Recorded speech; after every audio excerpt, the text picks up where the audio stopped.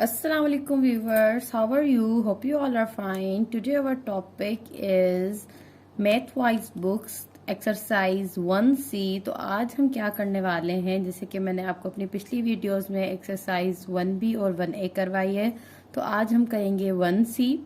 तो यहाँ पर देखिए, यहाँ पर हमें क्या दिया गया है, गिवन ओड नंबर्स। तो यहाँ पर हमें एक सेट गिवन है, वो हमारे पास क्या है, ओड नंबर्स हैं 1, 3, 5, 7, 9 अप टू, मतलब यहाँ पर जब हमारे पास ब्रैकेट पर लास्ट कोई भी नंबर नहीं लिखा हुआ होता और ये डॉट्स दिए गए होते हैं, तो मतलब है कि ये नंबर चलते जा रहे हैं।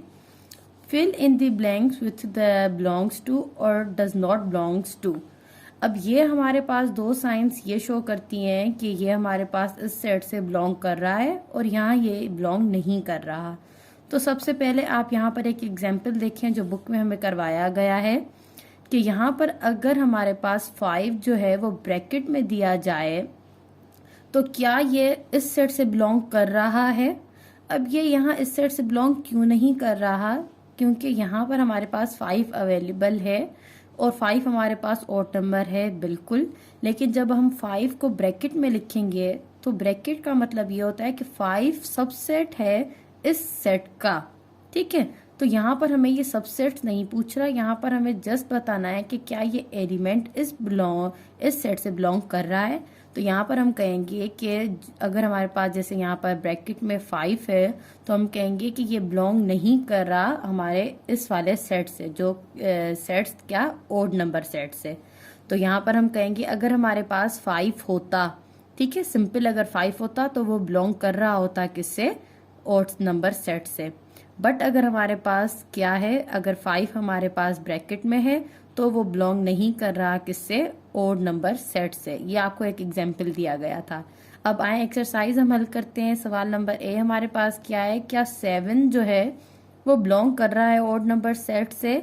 तो जी हाँ, 7 यहाँ पर अवेलेबल है, मौजूद है। तो यहाँ पर हम कह सकते हैं कि 7 बिलोंग कर रहा है, तो हम यहाँ पर बिलोंग की निशानी देंगे। उसके बाद हमने क्या किया, यहाँ पर बिलोंग का सिंबल यूज किया है। नेक्स्ट वन हमारे पास कह रहा है, जैसे कि मैंने आपको ऊपर में समझाया कि अगर हमारे पास यहाँ से कोई भी गिवन नंबर हो, अगर वो ब्रैकेट में होता है तो उसका मतलब ये होता है कि वो सबसेट है इस सेट का। तो यहाँ से हमें सबसेट नहीं पूछ रहा, जस्ट हमें एलिमेंट्स बताने हैं। तो यहाँ पर हम कहेंगे कि bracket 9 does not belongs to odd number set. तो इस वाले सेट से ये बिलोंग नहीं कर रहा। नेक्स्ट आप यहाँ पर देखें, नेक्स्ट है हमारे पास 10। तब जैसे कि अब मैंने आपको पहले ही अपनी वीडियोस में समझाया हुआ है, कॉन्सेप्ट हमें पता है कि कौन से हमारे पास इवन होते हैं और कौन से हमारे पास ओड होते हैं। तो हमें पता है जो भी नंबर्स 2 से डिवाइड हो रहे हो वो हमारे पास इवन होते हैं। तो 2 की टेबल में 10 आता है, तो हम कहेंगे कि 10 जो है वो ओड नहीं है, तो 10 जो है वो नहीं बिलोंग कर रहा इस सेट से, does not belongs to odd number set.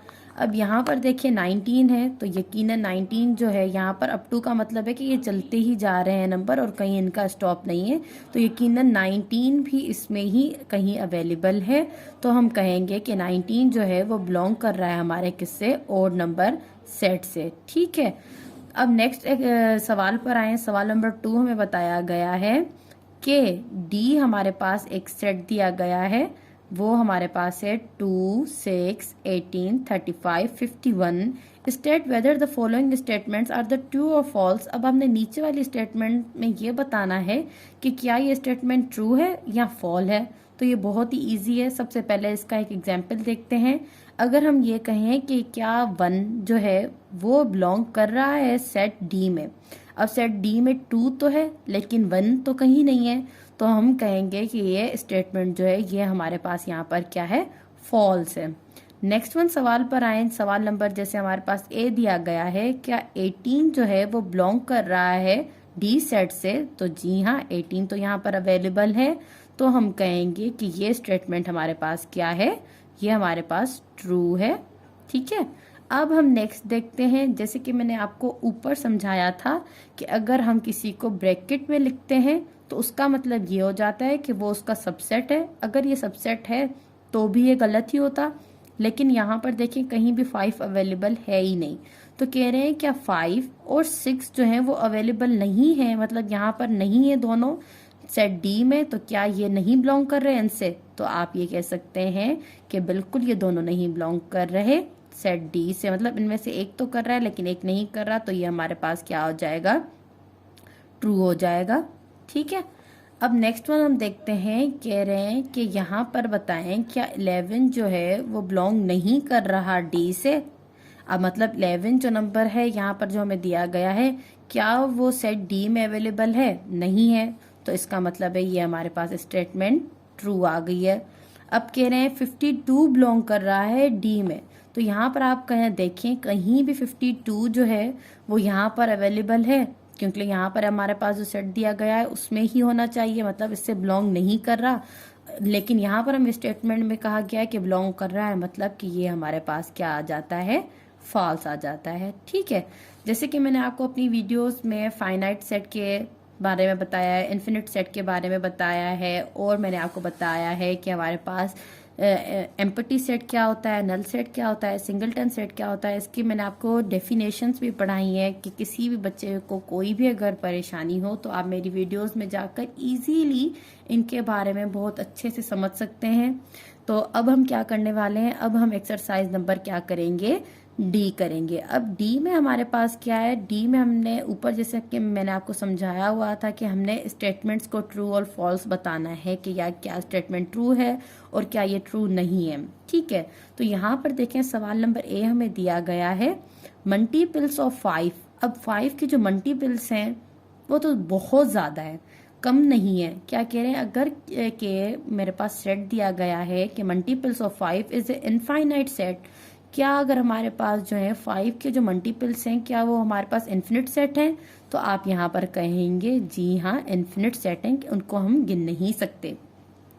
अब कह रहे हैं planets with the moons is finite set, तो क्या यहाँ पर जो अगर मून के साथ जो हमारे पास प्लैनेट्स हैं क्या हम उनको गिन सकते हैं, क्या वो फिनिट हैं? तो आप यहाँ पर कहेंगे जी हाँ बिल्कुल ये हमारे पास फिनिट सेट है।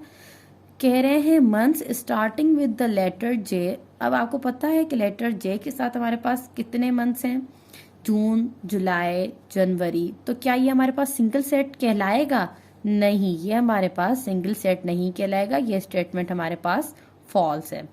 अब यहाँ पर देखें कि यहाँ पर कह रहा है months with 32 days is a null set. अब एक महीना कहा गया है कि आप कोई भी महीना उठाएं, ठीक है। अगर हमारे पास सेट में कोई मंथ है जिसके 32 डेज हैं, क्या वो हमारा नल सेट कहलाएगा? तो जैसे कि मैंने आपको नल सेट में पहले ही समझाया हुआ है कि कुछ नल सेट हमारी रियल लाइफ में भी मतलब हम एग्जाम्पल दे सकते हैं, कुछ हमें कभी सवाल में गिवन होते हैं तो उनका हमारे पास नल सेट आंसर आता है। तो जो चीज़ हमारे पास रियलिटी में एग्जिस्ट नहीं करती उसको हम नल सेट में रख सकते हैं। जैसे कि यहाँ पर अगर 32 डेज का कोई मंथ कह रहे हैं तो ये रियलिटी में हमारे पास एग्जिस्ट नहीं करता, तो ये हमारे पास क्या है? नल सेट है। तो यहाँ पर हम इजीली क्या कर सकते हैं? लिख सकते हैं ट्रू, ये हमारे पास स्टेटमेंट सही दी गई है। मैंने आपको इक्वल सेट के बारे में, इक्वलेंट सेट के बारे में अपनी वीडियोस में बताया है। अगर आपको नहीं समझ आ रहा हो तो आप जाके मेरी वीडियोस देख सकते हैं। Thanks for watching my videos.